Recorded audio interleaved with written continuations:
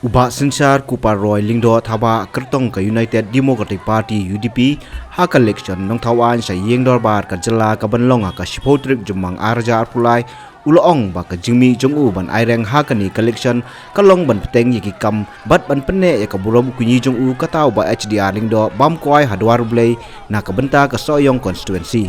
Habakren sikilat thai kubor hadin ke jingwan ban thep kerteng yeldi hakani ka khatpratrik we yang arja arpulai ban aireng hakani collection uba Synshar loong ba kamdan KK ban yakren ya collection MLA arja arpra namar ba bynta ka kenti ka debo mi bujli ya lau kunyi bolabu kerteng ru ya u kuman syukudo ba ka Sohiong kamsyam layolat banjit yo nong thawan jongka kumbal longlem hakiwe ki constituency ka jela haka election kebolong haka arfnyotrik rompang arja arpulai namar ke jingklat uba HDR Lingdo kertong ke UDP sitio shwa kate election kata ka arpotrik rompang arja arpulai.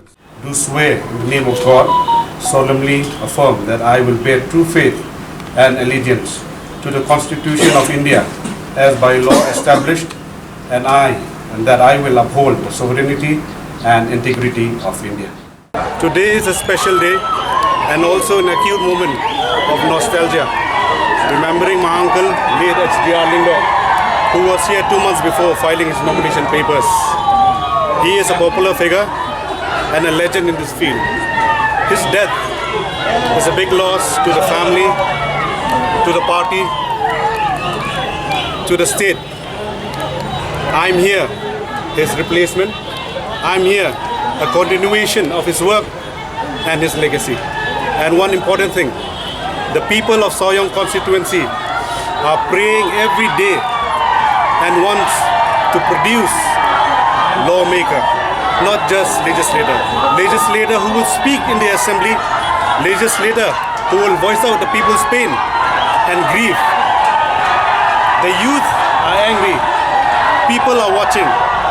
I'm being watched as I speak.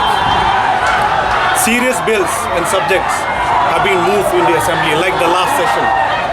We need intellectuals to speak and debate for better laws, for the betterment, for the future, for the security, for the safety, and for the welfare of the people of the constituency, the state, and also for Kyrwoh, but kajat bandrio. But kajingi jo pajbamo with the people's faith and love, their enthusiasm, along confident lo kata banganjap. Ngari am page sa pangalay we kalyang na page LD, I'm confident I will move on and I know I'm confident I'll win the selection. Ang co-occurrence pang no comments about the other party. HDR upon when you file a nomination iyong in fix the damage pala de local lamati. To hiru pingi makaju lang.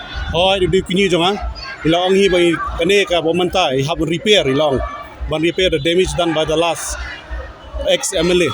So mentang arung ada continuation jungi, ada sai bteng jungi, one peti ki mati ki jungi, ki barem ki kam ki vision ki jungi, ngadu continuation ya kam ki jungi, population buat.